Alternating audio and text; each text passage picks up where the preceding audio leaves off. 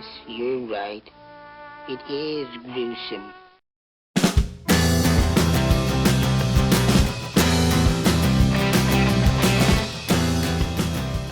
Hi everyone, this is a relatively quick one because it's David Wiley's birthday. So happy birthday, David Wiley. And he put up a challenge. Or challenge?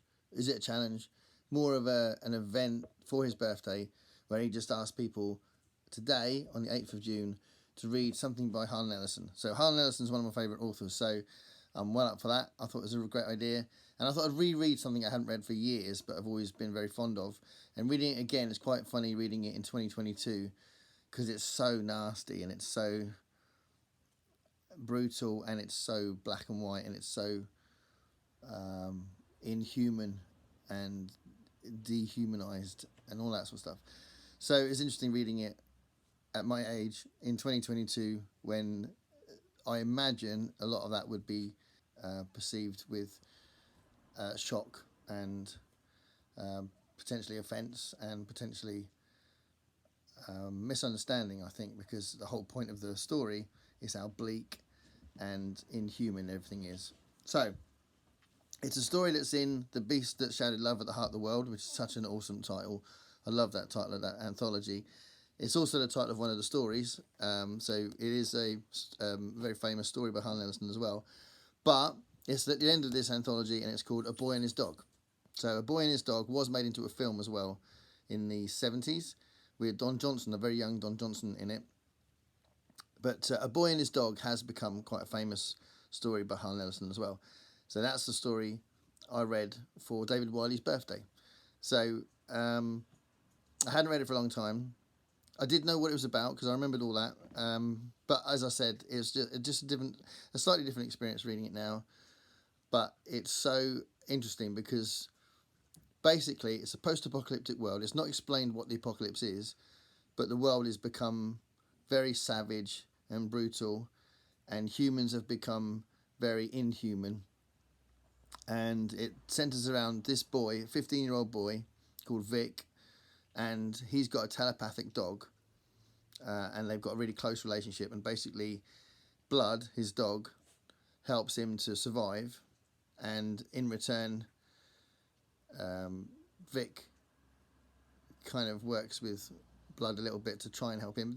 There is definitely more of a sense that Blood is keeping Vic alive more than Vic keeping Blood alive, but that becomes very important at the end of the story, and Vic has to do something very important. So this is a 15-year-old boy who hasn't known anything. He's not got any kind of parentage. He's not got any kind of morals, and he's quite a savage boy.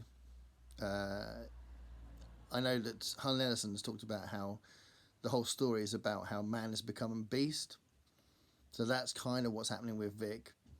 But he loves his dog, and this is at the heart of the story.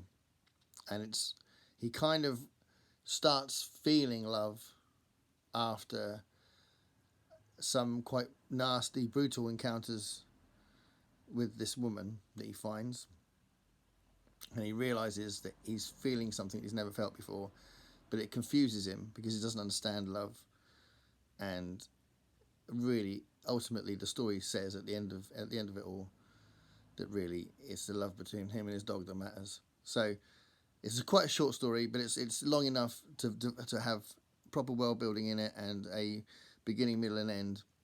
It's about 30, 40 pages, I think. And how many pages is it? Hold on. Yeah, it's literally about 35, 36 pages.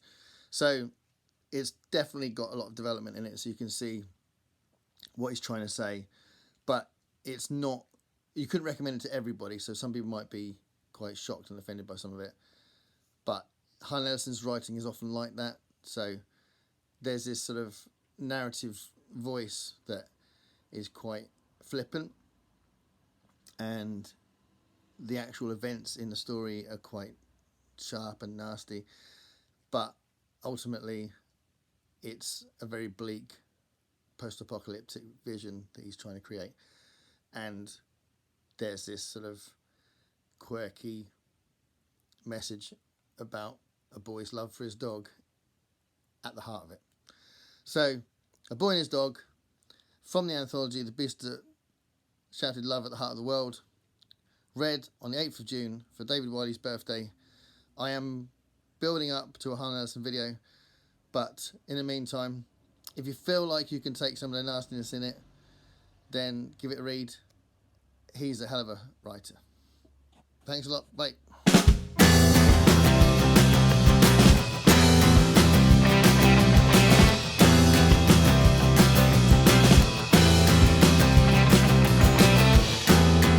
Paint me a picture of what it's like to be you.